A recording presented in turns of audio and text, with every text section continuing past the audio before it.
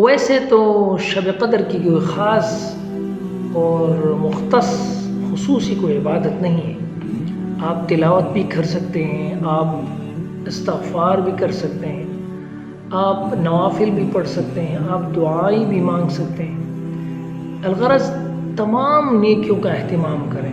اس رات جو کچھ آپ سے ہو سکے صدقہ دیں، خیرات کریں، نوافل ادا کریں، تلاوت کا اہتمام کریں.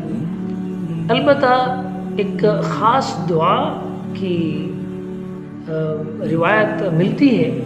حضرت عائشہ صدیقہ کی روایت ہے، جب انہوں نے نبی کریم صلی اللہ علیہ وسلم سے اس کے بارے میں دریافت فرمایا تو آپ علیہ الصلوۃ والسلام نے ارشاد فرمایا کہ آپ یہ دعا مانگا کرو اس رات: اللہم انک عفو کریم تحب العفو فاعف عنی.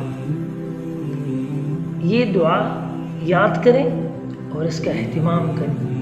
اس دعا کا ترجمہ یہ ہے: اے اللہ تو بہت معاف کرنے والا ہے، انک عفو تو بہت معاف کرنے والا ہے، اور تحب العفو اور معافی پسند فرماتا ہے.